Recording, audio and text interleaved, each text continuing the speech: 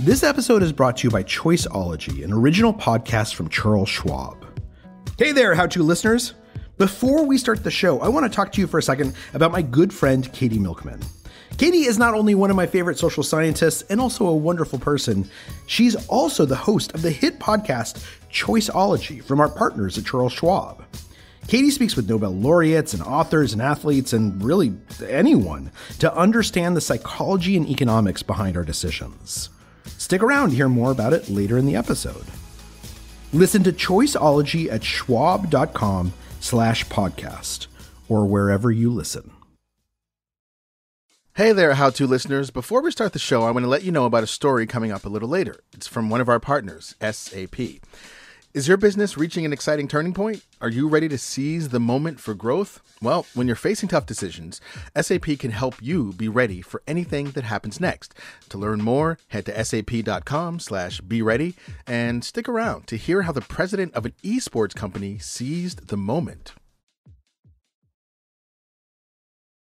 Hey, How To listeners. This week we're bringing you a very special episode because of the time of year it is, which is the time of year where school is beginning, which means that for some of us, it is the time of year where our children are leaving home. And if you have young children, it's probably hard for you to imagine that this will ever happen. But as they say, the days are long, but the years are short. And this especially hits home for me because my daughter is leaving home tomorrow. Her older brother, my son, 2 years older, is already in New York, living there, and she's going to go. And then after that, we will have an empty nest. It's very hard for me to articulate the feelings around it. But the good news is I don't have to, because this episode, forthcoming, we'll talk all about it. And we're really excited to share it with you. So thanks for listening.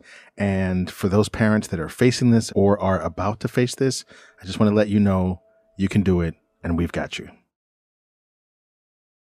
So I guess what you're saying is me turning to my then 14-year-old daughter and saying to her, okay, you need to get pregnant at 16 and stay home forever. That would be like, that was bad advice. I was joking, but what are we going to do with our time and energy? You know, how many dogs can you have? Welcome to How To. I'm Amanda Ripley. So it's been about a month since the school year began, and it's been an especially exciting time for college freshmen. They're making new friends, going to football games, starting to figure out who they are and who they're going to be in life. But for the parents left behind, it also means it's been about a month since their homes suddenly got a lot quieter. There's one less plate at the dinner table, one less player at family game night, one less person to wait up for. I anticipated that it would suck, and it sucked. This is Kelly Corrigan. She's a best-selling author and host of the podcast Kelly Corrigan Wonders. And she recently wrote the New York Times piece, How to Let Go of Your Irreplaceable, Unstoppable Daughter, about dropping off her youngest child, Claire, at college. The Claire drop was brutal. When we left. Yeah, sorry. Close your ears for a second. I'm sorry. It was... When we left and we closed the door, I cried so hard, and Edward said, I've never heard you cry that hard. Thanks. Like, not even when your dad died. Oh, dear. That's the voice of Susan, our listener this week, who, like Kelly, is grappling with the inevitable reality of losing two daughters to college. Like, I don't want her on my sofa. I want her moving on into her adult life. I got it. I'm just telling you that I cry when I go to sleep at night. Like, I am not, I like her a lot. I like her company. Like, I like being around them. Yeah. And I don't like that that's reduced to like a couple weeks a year. Yeah. That's all. Mm-hmm. That's all I'm saying. Mm-hmm. So you felt both at once. That's the paradox. That's the whole catastrophe, right? That's the whole catastrophe right there. And I hope that she has a big, exciting life and that doesn't involve that much of me. And I am tuned into that. And so, like, it was the end of something, and it was the end of something really consequential for me personally, right? Because you've never done anything as complex and engaging and moving as being someone's parent. That's why all therapy starts with, tell me about your mother. Yeah. So on today's show, is there a way to let your kid go on to bigger and better things without it breaking your heart? Susan never really got over saying goodbye to her eldest daughter, which happened 4 years ago. And now her youngest is applying to colleges, and she's already dreading drop-off next fall. But Kelly has been there, and she has some hard-earned wisdom for Susan, and for all of us, about how to handle major life transitions gracefully, or at least not destructively. Don't go anywhere. This episode is brought to you by Choiceology, an original podcast from Charles Schwab. Choiceology is a show all about the psychology and economics behind our decisions. And its host is a voice you might recognize, former How To guest and award-winning behavioral scientist, Katie Milkman. Katie is not only one of my favorite social scientists, she's also a fantastic friend. Katie talks to authors and athletes and Nobel laureates and more about why we make irrational choices and how we can make better ones. She shares the latest research in behavioral science and dives into questions like, can we learn to make smarter decisions, especially when it comes to our money? Like, for instance, you might have a friend or a spouse or a child, or maybe you yourself, who sometimes spends too much money on things that you don't really need. And actually, there's a Choiceology episode on exactly this problem, on how we can convince ourselves to spend money on experiences rather than things, which will end up making us happier. That's episode 3 of season 10, How You Spend It. For more tips on how to make smarter financial decisions, tune into Choiceology. Choiceology is out now. Listen and subscribe at schwab.com/podcast or wherever you listen. This podcast is brought to you by Slate Studios and SAP. How do you know when to seize the moment for growth? When your opportunity arrives, you need to be ready. From expanding into new markets to hiring, business leaders face so many tough decisions. My name is Brendan Donahue, president of the NBA 2K League. The NBA 2K League is a professional esport run by the NBA and 2K, where we take 30 million people who play the game of NBA 2K and we find the best 125 in the world to compete in our league. In March of 2020, the start of the pandemic spurred the league to take steps it never imagined. And with SAP tools, they knew they were ready. We could have postponed our season like a lot of other sports leagues did. We decided to seize the moment. We created a competition that could be done virtually. We had the NBA 2K League on major sports networks for 17 weeks. That moment gave us a chance to talk to a mass audience across the world. So the majority of our fans, less than 1%, will ever step foot in an NBA arena to watch a game live. But you have this significant fandom and excitement for the game, and so that's really where we think we play a role. Our first season, we had 650,000 people watch our finals in season 1. Now our finals this past year, we had 2.2 million people watching. NBA 2K League seized the moment for growth. Will you? Head to sap.com/be-ready to learn more.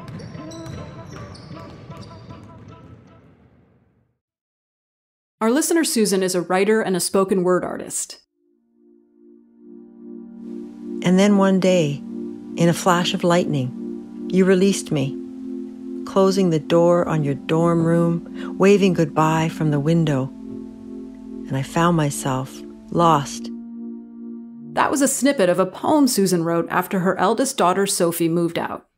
I was just so pathetically floored by her leaving. I mean, at the same time, I was so happy for her. It was about 4 years ago when Sophie left for school, 2 hours away from where the family lives in British Columbia. Oh, I'll never forget it. Excitement the month before and that, and we're getting her sheets and everything, and you know, kind of thinking, oh, it's going to be sad, but, you know, she's left on trips before, and we were all kind of thinking we were ready, and I remember her going to her dorm room, and we're sitting there, and I just got this feeling like, we got to get out of here. We just got to get out of here. I got to leave now. And so I got very irritated. And then I got in the car and I got so nauseous. And it was just such a physical reaction. And then when we got home, we went to the pool to try and cheer ourselves up or whatever. And I just sat on the deck with my laptop, Googling how to deal with your child going to university frantically, because I was completely unprepared. It sounds like it was like a gut punch. Mm-hmm. How long did that last? A year and a half of just that sense of loss. In this case, Sophie was pretty good at keeping in touch, which made the separation slightly more bearable. She'd call every week or every couple times a week at first. And so I joke with my second one, I said, yeah, when you leave home, I'll be lucky if I get a wedding invitation from you. Like, she's a different kid. And she's like, yeah, that's pretty much it. So, we both know that, like, they're so different, which is lovely. And I celebrate it. But at the same time, I say, yeah, you're not going to be calling us every week, are you? Nope. Now that her younger daughter Ellie is a senior in high school and scoping out colleges, Susan's bracing herself for impact and wondering if there's a better way.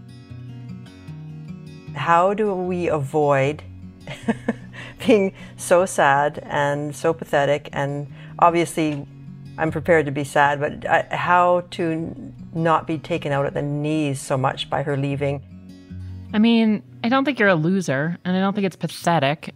I think that you loving and enjoying your time under one roof with your family is awesome. And I think that it's the dream. And I think if you have to pay for that on the back end with 1,000 tears, so be it. I mean, I feel sort of defensive on your behalf because I'm relating to your story so strongly, and I don't want to think of myself as a loser or pathetic or a burden, these words that you used. I think that, for many people, those years of being a family are some of the most consequential of our lives. Like, there's the most emotion, good, bad, and in between. I mean, I've never been as mad as anyone on planet Earth as I have been at my children. And I've never loved anybody like that either. And I've never been more delighted by a person's success and more wounded by any failure or rejection. Like, it's an intense, one-of-a-kind relationship. And so I say just let it rip. Just cry your eyes out. I don't think that... Sometimes I think of like units of emotion. Like, there's just some number of units of emotion that you're going to have to work through in this transition. And so if you work through 1,000 units a day or you work through 5 units a day, like, the units will be dealt with.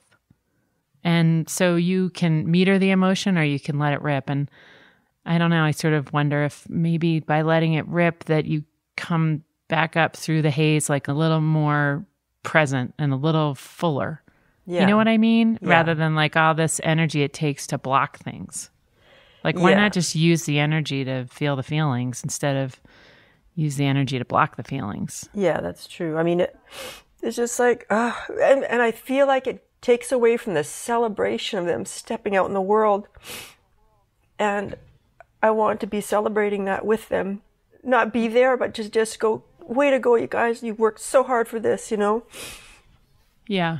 I was very aware of that with Claire. I found for me, for whatever it's worth, that I would well up, but I would try to make my message like positive even through tears. It's just like, I just think you're really great and I'm really going to miss your company.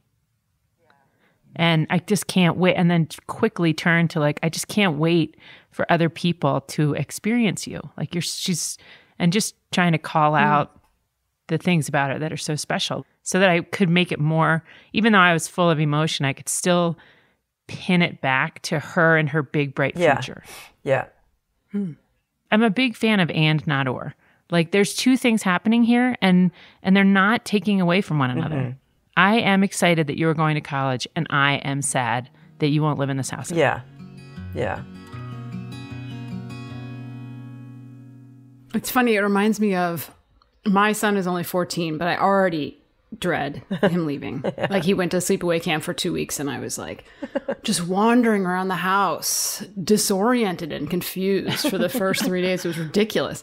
But I guess it reminds me a little bit of how I always feel this little reluctance before I apologize to my kid when I screw up. And then I do it anyway. right? But there's this feeling like, maybe I'm giving him too much information. Like, does he really need to see how the sausage is made? Do you know what I mean? Right. But then you know what? It's like, what is the alternative, right? Yeah. And maybe that's the same question we should ask here. What will happen instead if we don't allow some of that to come out? Yeah.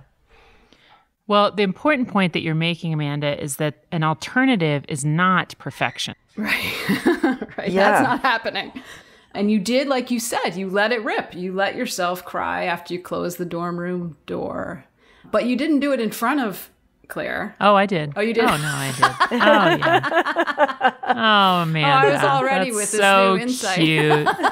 That is so sweet of you. Oh, I bawled. Oh, yeah. Yeah, I bawled. So here's our first few takeaways. Remember that your emotions are not mutually exclusive, right? You can feel happy and sad at the same time, or one right after the other. That's totally possible. Allow yourself to feel those feelings as they come, good, bad, and ugly, because if you don't, they'll just come back to haunt you later. So sometimes it's okay to just let it rip. Churn through those units of emotion. And even though the kids are out of the house, that doesn't mean you're done being a parent.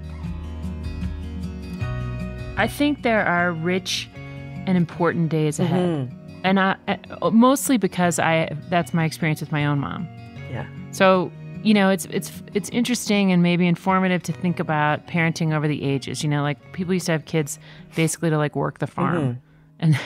And then they had kids to like to be seen and not heard and you know, to sit up straight and be presented to society. Yeah. And then when I was a kid, my mom just opened the door in the morning and then screamed out at 6:00 p.m. for us to get home for frozen pizza on TV trays, you know, in front of Wheel of Fortune. And then we got into this different zone, you know, where you either are a helicopter parent or you're living. Your every decision is vis-a-vis, am I a helicopter parent? Like everybody's aware of that. And I know things about my kids that my mom did not know about me for sure. But I do think because of the way my own relationship with my mom's evolved, she's become more important to me and interesting to me and valuable to me probably every year of my life. Like, I don't think I thought about her at all when I was in college. And I think that's part of the sting of dropping your kid off is that if they're even remotely happy on campus, you are like the 99th thought in their head. Yes. And then, as happens for, you know, every woman everywhere, I had a baby and I started thinking, oh my God, did you do this for me? Were you up all night with me? Did you get mastitis for me? Like, were your nipples bleeding for me? Like, did I pee on you? Like, every day, it was like every single thing that happened, I just couldn't help thinking, oh my God, you ungrateful wretch. How? You are going to have to call her again. And then she would say, you know, I'd call her and she'd pick up and be, hello. And I said, just calling to say I'm sorry. She's like, what are you sorry for today? I'm like, I'm sorry that I didn't get the diaper thing. The diaper thing is real, you know, and then I do think that there's really rich points of connection still to come where there's a little less obligation on their side and a little more sincere curiosity in what you think about something. Mm-hmm. Kelly, I was so struck. Kelly recently had Susan Orlean on her podcast. And she had said, Susan said that after her son left home, she just felt like her life had no purpose. And it was so striking because she's like, you know, she's like a, you know, staff writer for the New Yorker and multiple best-selling author. And it was like, so it sort of doesn't matter, I guess, what else, you know, you can be like climbing Mount Everest and your kid leaves home and you're like, well, I guess I have nowhere to go today. That's right. I think I totally related to Susan Orlean who said, my life has no purpose, and thinking like, wow, that's sort of a funny thing to say for a person who's fairly busy and, you know, occupied with what seems like fairly meaningful work. And it doesn't matter. It does not rate with making people and growing citizens and fostering the kind of family connection that can keep people safe and supported for decades. Yeah. Like that is two different levels of work. And so in a way, it doesn't surprise me at all that any of us think, oof, what am I supposed to do now? Yeah. So here's our next hard truth. It's okay to admit that raising a kid is just profoundly different than hobbies or work or really most things. Feeling a sense of loss when that kid grows up doesn't make you a loser. It makes you human. And as hard as it might be, your next parenting job is to give that kid some space. You know, the goal is to let them be where they are. And that means like none of the vanity texting, which is really more for you than for them. You know, the little hearts and the ha-has and the stuff that gives you a little burst of dopamine on your end is taking them away from where they are on their end. And that is like, I felt that was like torture because I can't get used to going from 24/7 FaceTime to nothing. Right? And the first night that Sophie, the first night she was there, I just texted her, you know, bodo-do, just good night. And didn't hear back from her. And then didn't hear back from her and didn't hear back from her. I thought, okay. And I have never, and I swear I've never done, I don't even know what the app is where you can see where your kid is. For the first time ever, I thought, oh, I'm going to look and see. And she was like not in her dorm. The location was not where her dorm was. And I'm like, okay, don't text her, don't text her, don't text her. And I didn't, you know, and I thought, well, good for you. It's funny. I texted Claire the first night and just said, good night, boo. And nothing. And I was like, okay, here we go. And then she's at UVA and they had sent out this like digital newsletter every day. And they had pictures from the first years who went to the football stadium to learn the UVA fight song from the marching band. And I found myself like zooming in on these photos that, you know, her class has 4,000 people. Like as if I might be able to see her. See, like, was she having fun? Did she wear like a UVA shirt? You know, like who was she standing next to? Like I mean, it just starved for information. So true. But I do think that the acclimation for me has been faster than I would have expected. Well, that's what I was going to ask. Yeah. Like, I'm like, all right, this is it. This is the new reality. Like, I'll talk to you in 3 or 4 days, you know, like we were trying to go a whole week and that didn't work. But, you know, we went 4 days and I was like, God, you know, I'll never know what she had for breakfast. Like, I just used to know, you used to know everything. You knew who she was out with. You knew what time she got home. You knew what she was wearing. You could tell whether she had a good time or not. Now you just know nothing. Nothing. So true. And that's as it should be. When we come back, we've saved the best news for last. It turns out the future might not be as bleak as you think. Don't leave us quite yet.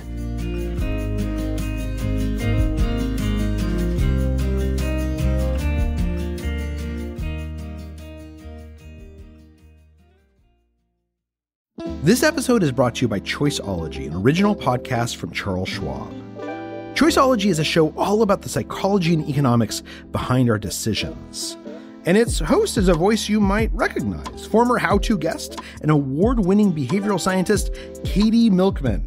Katie is not only one of my favorite social scientists, she's also a fantastic friend. Katie talks to authors and athletes and Nobel laureates and more about why we make irrational choices and how we can make better ones. She shares the latest research in behavioral science and dives into questions like, can we learn to make smarter decisions, especially when it comes to our money? Like, for instance, you might have a friend or a spouse or a child, or maybe you yourself, who sometimes spends too much money on things that you don't really need. And actually, there's a Choiceology episode on exactly this problem, on how we can convince ourselves to spend money on experiences rather than things, which will end up making us happier. That's episode 3 of season 10, How You Spend It. For more tips on how to make smarter financial decisions, tune into Choiceology. Choiceology is out now. Listen and subscribe at schwab.com/podcast or wherever you listen. This podcast is brought to you by Progressive Insurance. Hey, listeners, whether you love true crime or comedies, celebrity interviews, news, or even motivational speakers, you call the shots on what's in your podcast queue, right? And guess what? Now you can call the shots on your auto insurance, too. Enter the Name Your Price tool from Progressive. The Name Your Price tool puts you in charge of your auto insurance by working just the way it sounds. You tell Progressive how much you want to pay for car insurance, then they'll show you a variety of coverages that fit within your budget, giving you options. Now that's something you'll want to press play on. It's easy to start a quote, and you'll be able to choose the best option for you, fast. It's just one of the many ways you can save with Progressive Insurance. Quote today at Progressive.com to try the Name Your Price tool for yourself and join the over 29 million drivers who trust Progressive. Progressive Casualty Insurance Company and Affiliates. Price and coverage match limited by state law. Hi, you guys. Are you thinking about the same things I am? Like, are you trying to figure out the right way to make fun of Casey DeSantis? Are you similarly concerned about this scourge of bad men from Toronto? Tory Lanez, Tristan Thompson, and Drake, of course, Drake. Are you also worried about the erosion of abortion rights, the restrictions put on gender-affirming care, and what it means if Kyle Richards is actually a lesbian? Great. Me too. Now we can do this together. I'm Sachi Cole. You might know me from the podcast Scamfluencers, or my work at BuzzFeed, or This American Life, or Netflix. But I'm in your eardrums right now to tell you that I'm hosting The Waves from Slate Podcasts for the next few weeks. Every episode, I'll be joined by a new guest to unpack the latest terrors in gender, feminism, and the pursuit of an even marginally better world. Tune into The Waves wherever you get your podcasts. I'll be there all August.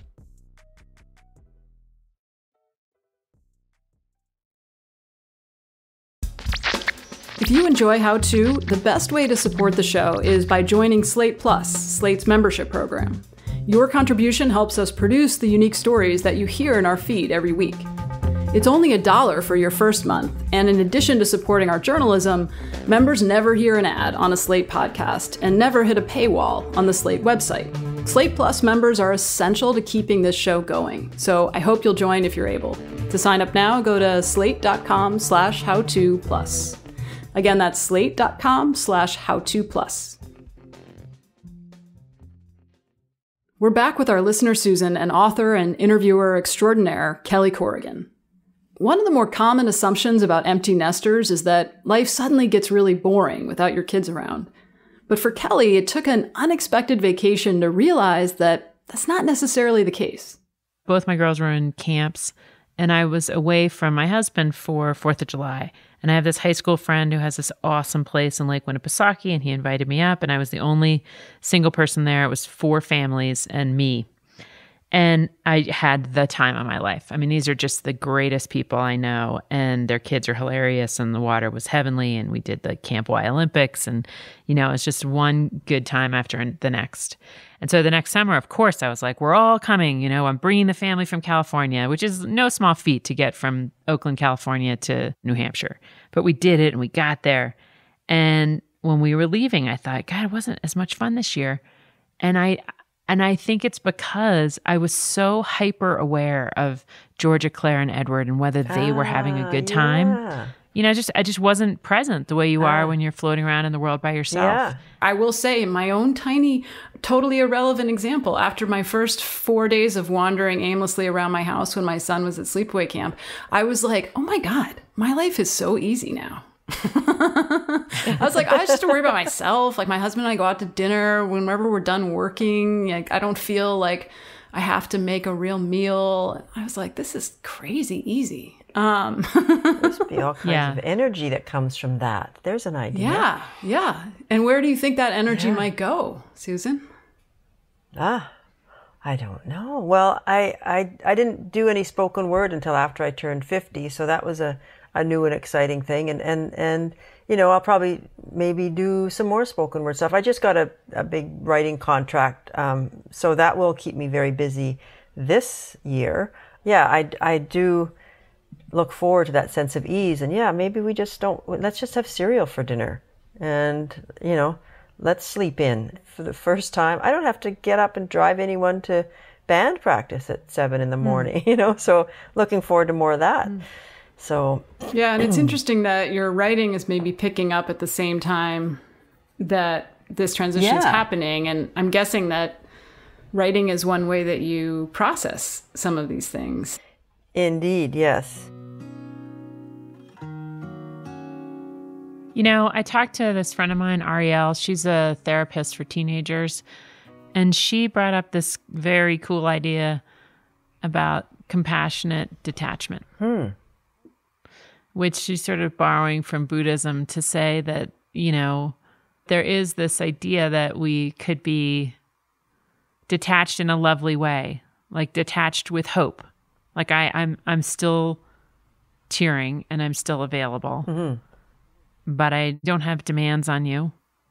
You are not required, and our paths have split, and maybe the best is yet to come. I mean, or maybe something as good. So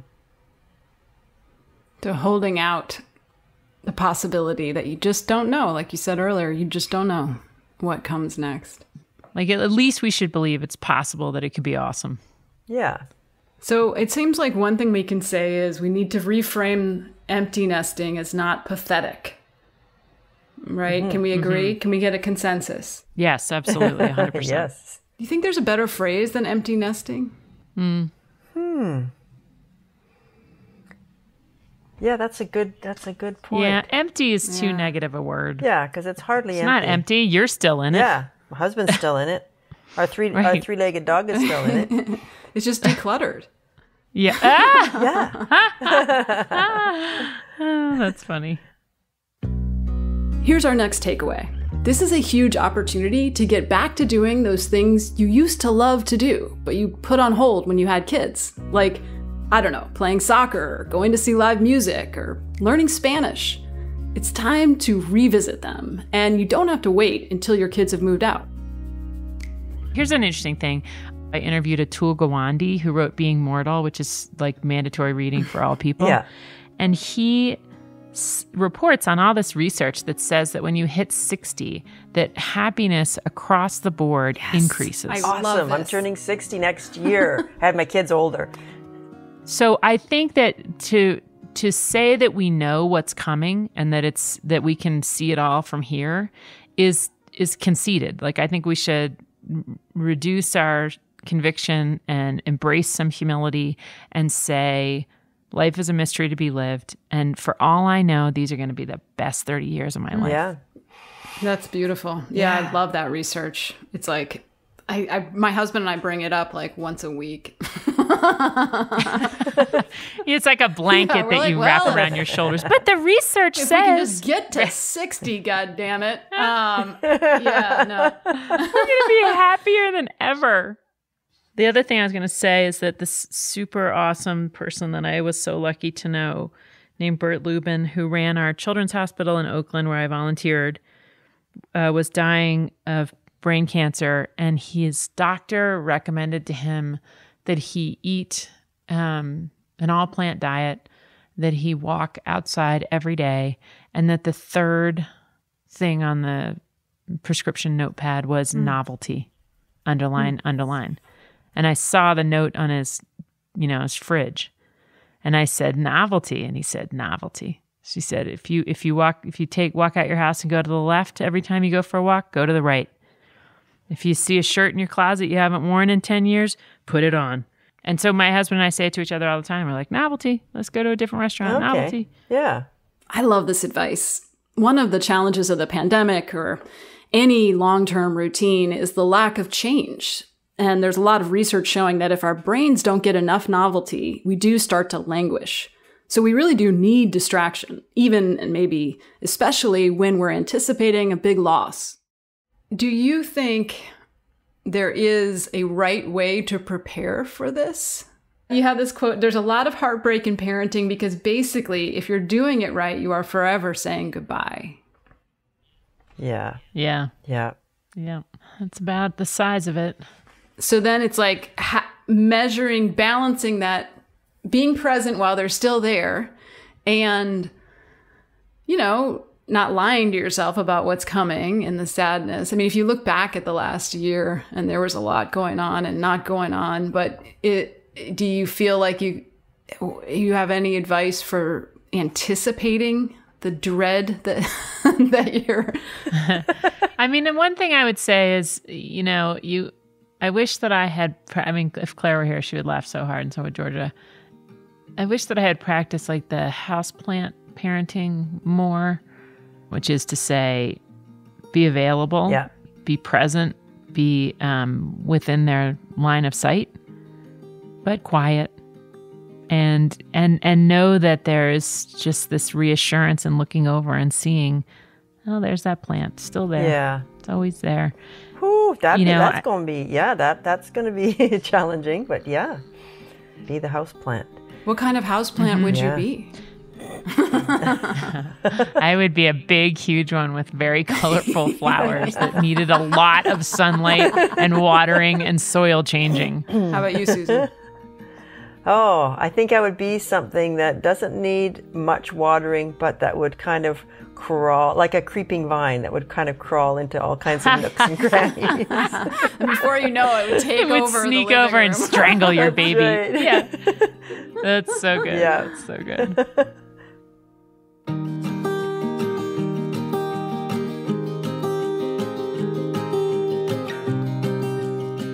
Thank you to Susan for sharing her anxieties with us, and to Kelly Corrigan for all her useful advice. Make sure to check out her podcast, Kelly Corrigan Wonders, and the new season of her PBS show, Tell Me More, which starts October 5th. So what's your problem? Anything you want us to work on? Send us a note at howto@slate.com or leave us a voicemail at 646-495-4001. And we'll try to help. And if you like what you heard today, please give us a rating and a review, and definitely tell a friend. That helps us help more people. How To's executive producer is Derek John. Rosemary Belson produces the show. Our theme music is by Hannes Brown, remixed by Merritt Jacob, our technical director. Charles Duhigg created the show. I'm Amanda Ripley. Thanks for listening.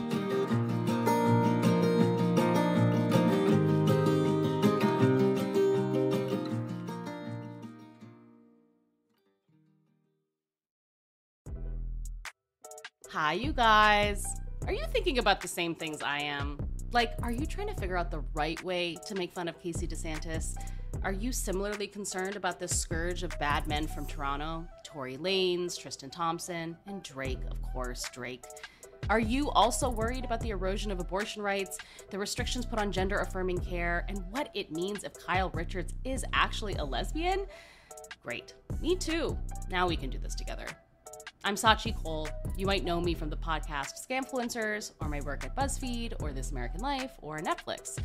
But I'm in your eardrums right now to tell you that I'm hosting The Waves from Slate Podcasts for the next few weeks.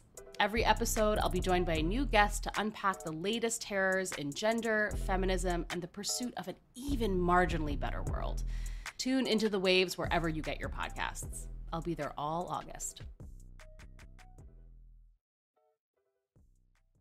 Hey everybody, it's Tim Heidecker. You know me, Tim and Eric, Bridesmaids, and Fantastic Four.